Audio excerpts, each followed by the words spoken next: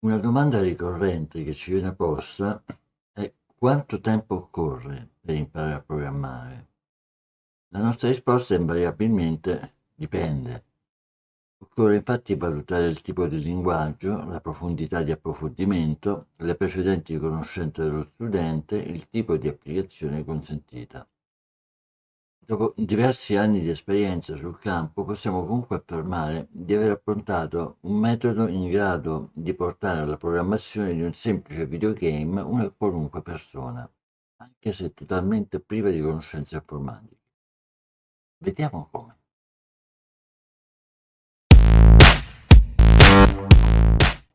Il corso di cui parleremo oggi è parte integrante del percorso formativo dell'Istituto Tecnico Superiore per le Nuove Tecnologie della Vita, una scuola di alta specializzazione tecnica post-diploma, ed è l'unico istituto tecnico superiore in ambito chimico in Italia. L'offerta formativa del sistema di istruzione è di livello terziario, capace di rispondere all'esigenza di formare quadri intermedi ad elevata specializzazione tecnico-scientifica. Il corso è diviso in due sezioni: una sezione teorica in cui vengono presentate le basi della programmazione e una sezione squisitamente pratica in cui gli studenti vengono inseriti in un ambiente interattivo di programmazione grafica ad eventi basata su Scratch. La sezione teorica parte dai principi della scienza dell'informazione, definisce le componenti hardware e software di un sistema di elaborazione ed esamina in che modo esse collaborino per ottenere un sistema efficiente ed ottimizzato.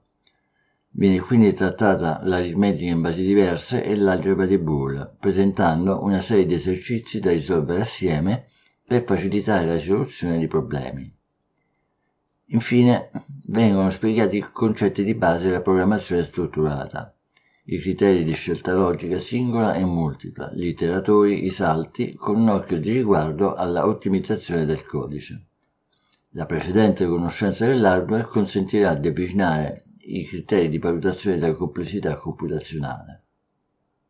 Scratch è un linguaggio di programmazione e una comunità online dove è possibile creare storie interattive, giochi, animazioni e condividere le proprie creazioni con altre persone di tutto il mondo.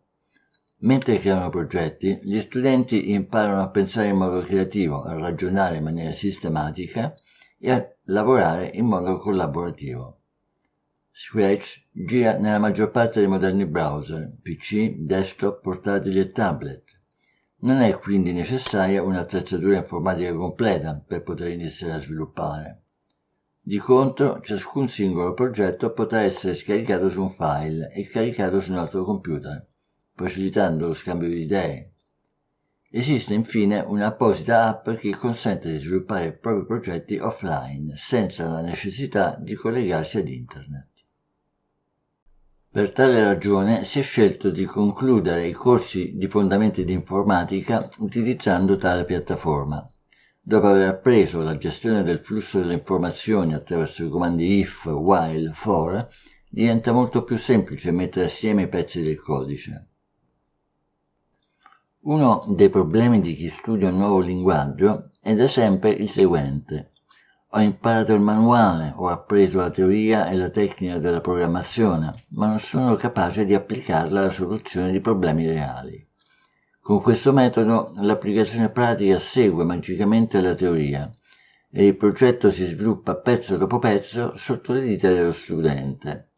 In caso di dubbi, la presenza del docente aiuterà ad appianare le incongruenze, ma in genere, lavorando in gruppi di 3 o 4 persone, si verifica uno scambio di informazioni e di punti di vista, che aiuta a condividere skill e conoscenze.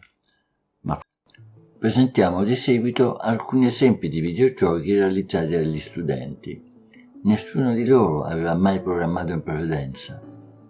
Come è facile notare, vengono utilizzati i concetti di variabili utente, if, cicli, eventi per il controllo delle collisioni, per il movimento attraverso il mouse o tastiera, modifica dello stato del background o degli sprite, creazione di musica, suoni, effetti speciali e così via. Niente male per gente che non ha mai programmato prima. Il corso si sviluppa in 32-48 ore, con una prova online in itinere ed un progetto pratico di gruppo finale. In tal modo gli studenti vengono portati ad un livello di conoscenza dell'informatica di base e della programmazione tali da consentire loro di scegliere un nuovo linguaggio di programmazione ed approfondirlo anche per proprio conto. Trattandosi di corsi interattivi è più facile anche seguire a distanza, senza così rischiare di perdere ore altrimenti occupate da altre attività. Gli studenti non si annoiano e imparano a lavorare in team, a scambiarsi idee o concetti utili, a rispettare le consegne in ambito lavorativo. I riferimenti per avere maggiori informazioni sono dati come sempre nella descrizione del video.